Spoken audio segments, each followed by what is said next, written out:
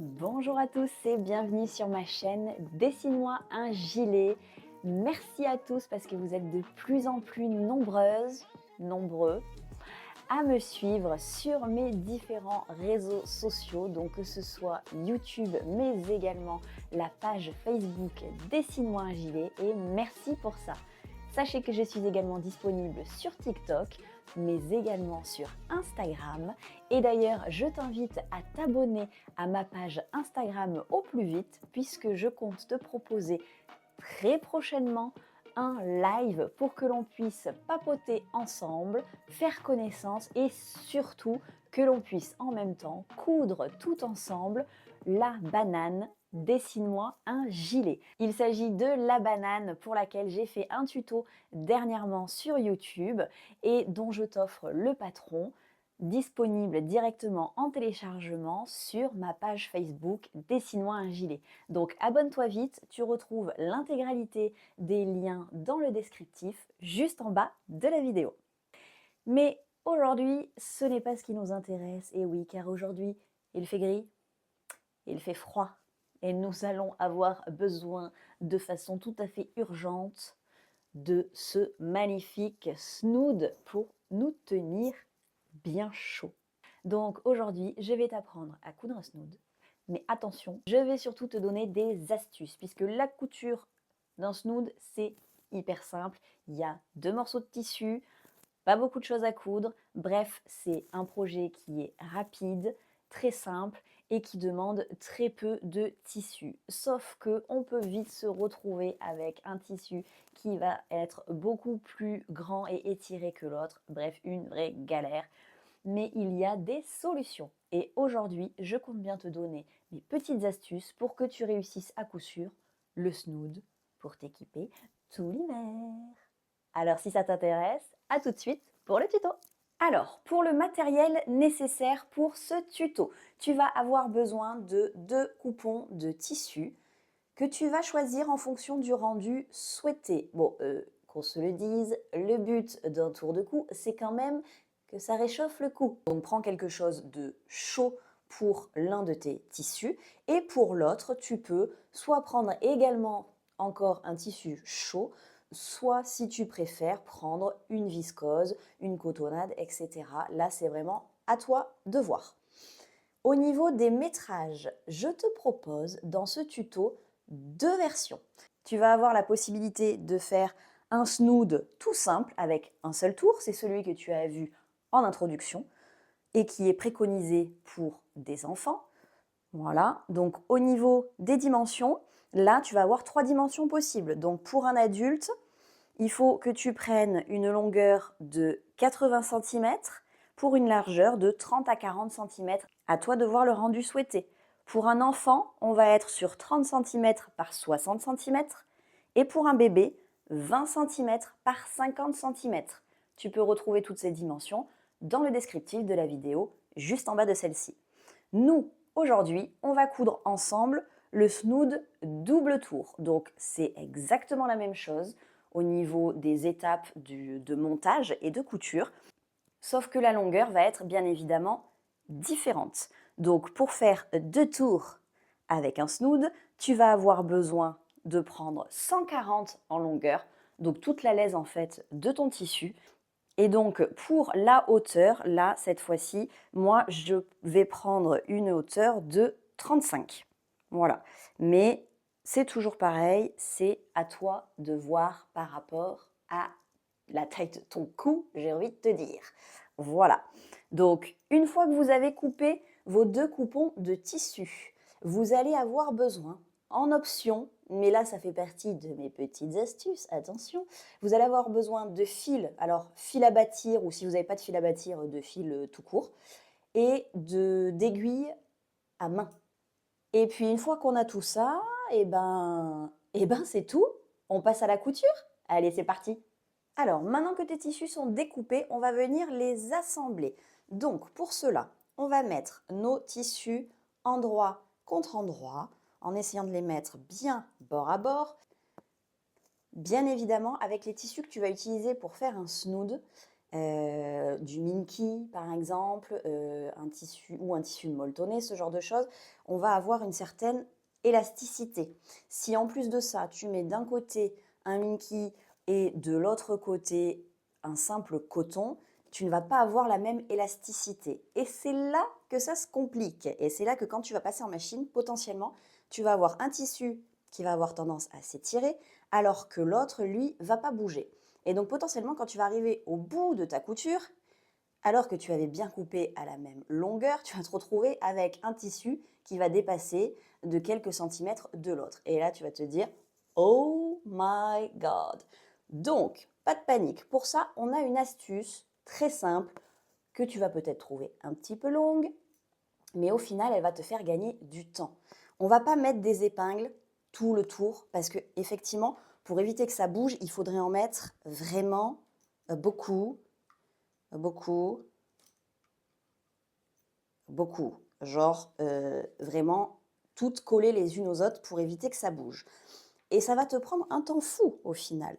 Donc, ce que je te propose, soit tu es team épingle et tu en mets partout, c'est toi qui vois, soit tu décides comme moi de prendre du fil, une aiguille à main et de venir bâtir ton tissu, tes deux tissus donc entre eux, tout le tour. Donc là, c'est vraiment un point très simple à la main que tu vas faire et c'est quelque chose que tu enlèveras par la suite. Donc, on a notre fil, on a notre aiguille et on va venir faire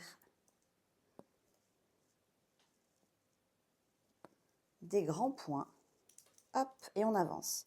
On plante d'un côté, on ressort en face. Voilà, on laisse, voilà, vraiment, on fait ça, on fait vraiment des très grands pas. C'est pas pour que ça tienne pour toujours, c'est juste pour que ça maintienne nos deux tissus ensemble quand on va les coudre. Et on fait ça tout le long.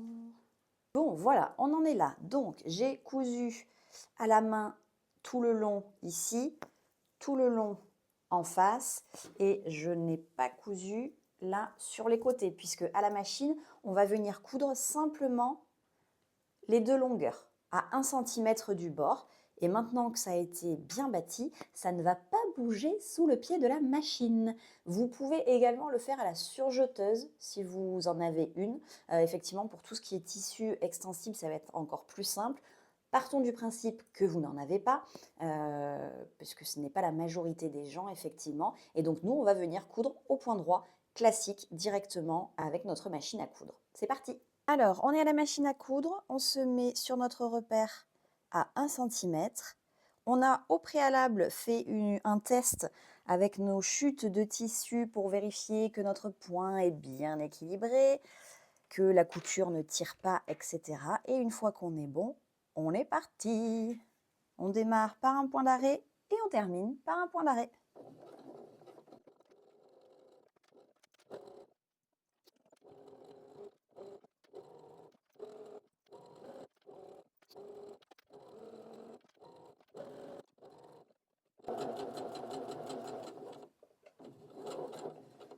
Et vous voyez, quand on arrive au bout, miracle, miracle, les deux tissus sont bien bord à bord. Et maintenant, on fait pareil de l'autre côté.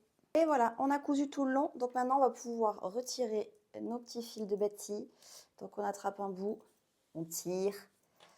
Et normalement, ça vient tout seul. Donc on en retire un, on les retire tous.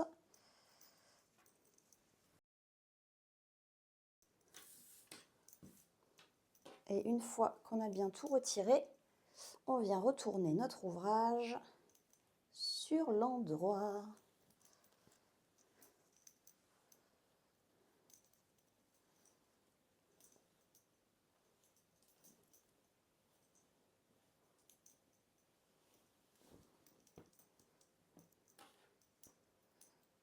Elle va pas être trop canon cette petite écharpe. Ah, j'ai pas coupé mes petits fils de couture là, donc je vais les couper.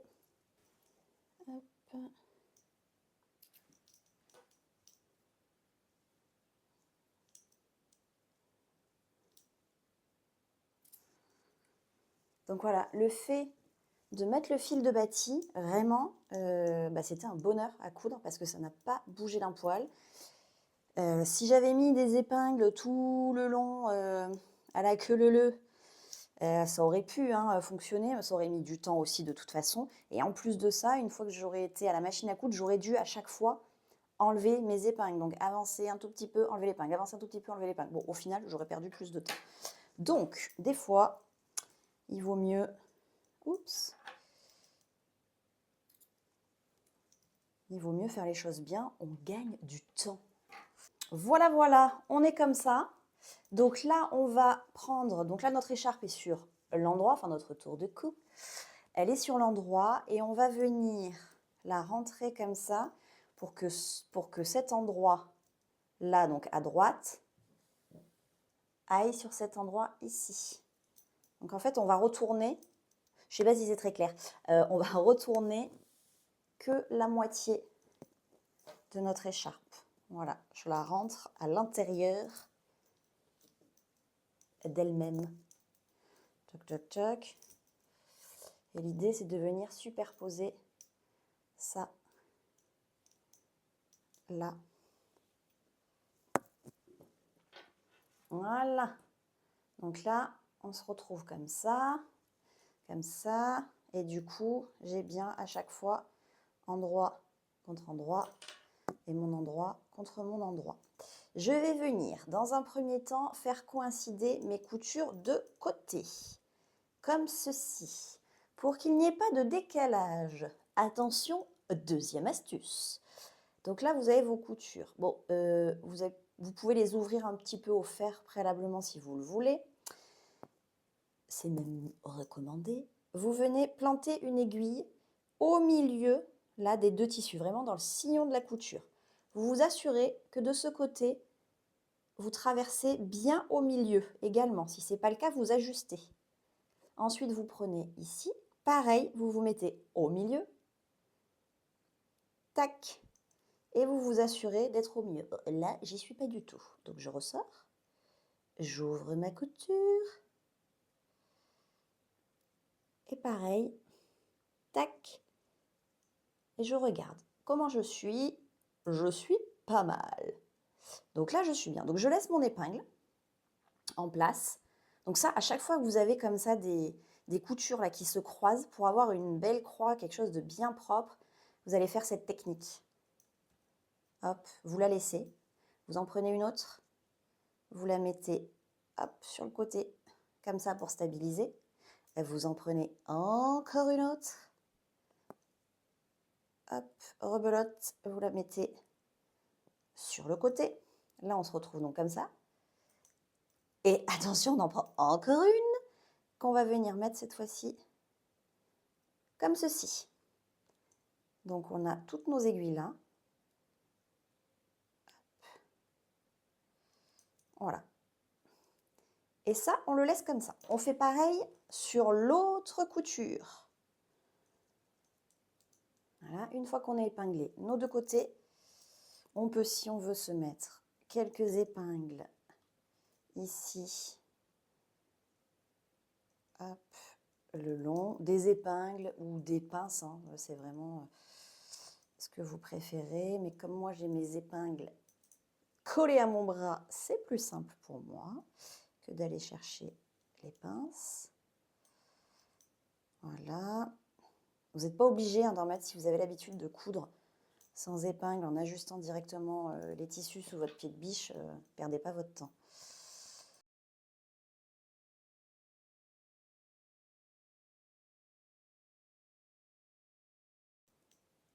Donc, moi, j'ai effectivement ma partie bête sauvage, ça va être l'endroit de mon snood, bien que je pourrais le mettre dans les deux sens.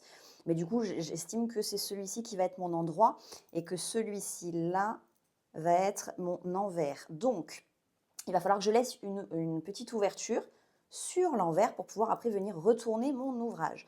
Donc, je vais commencer ici. Je vais coudre tout le long et je vais m'arrêter à peu près ici. Je laisse une petite ouverture pour venir retourner. Voilà, point droit à la machine, classique, à 1 cm du bord Point d'arrêt au début, point d'arrêt à la fin.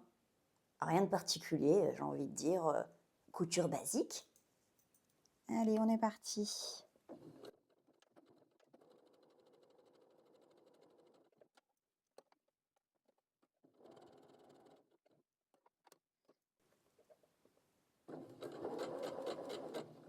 Donc là, je vais arriver à ma croisure, là où j'ai 12 512 épingles.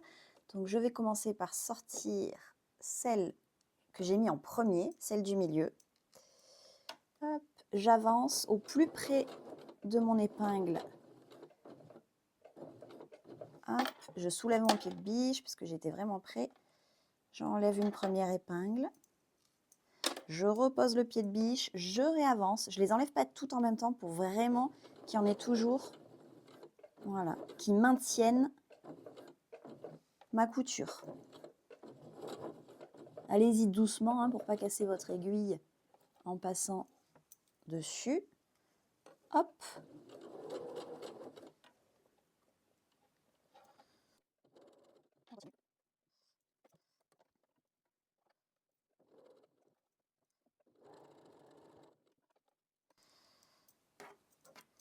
Voilà. Vérifiez bien toujours avec vos doigts que vous êtes bien à plat, qu'il n'y a pas un bout de l'écharpe qui est passé dessous.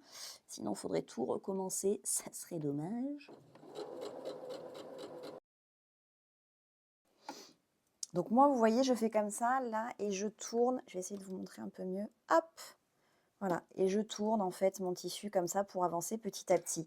Vous pouvez sinon enlever le bras libre de la machine et passer le tube en fait à l'intérieur. C'est pas disponible sur toutes les machines. Et si demain vous faites de la couture vraiment pour de toutes petites choses, pour des pièces bébés par exemple, vous n'allez pas pouvoir de toute façon faire comme ça parce que ça va être trop petit votre tube.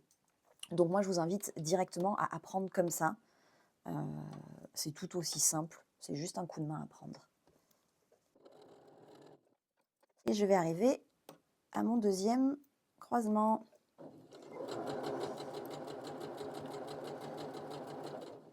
Donc j'avance, je vérifie. Aïe! Sachant que moi, je n'ai pas repassé. Pas bien. Et de vérifier que dessous, mes coutures soient bien restées ouvertes. Tac.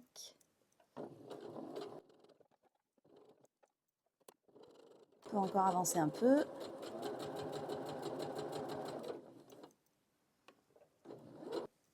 Allez. Et voilà, le moment qu'on préfère toutes, on va pouvoir retourner. Alors, j'ai vraiment laissé une toute petite ouverture. Vous pouvez laisser un petit peu plus. Voilà, voilà.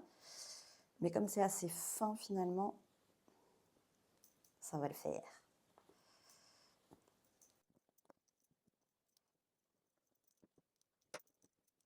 Et donc, vous voyez, là où on a mis nos petites épingles pour avoir une belle croix, on est plutôt pas mal. Pourtant, on est sur un tissu voilà, qui n'est pas facile. Et quand bien même, on est nickel.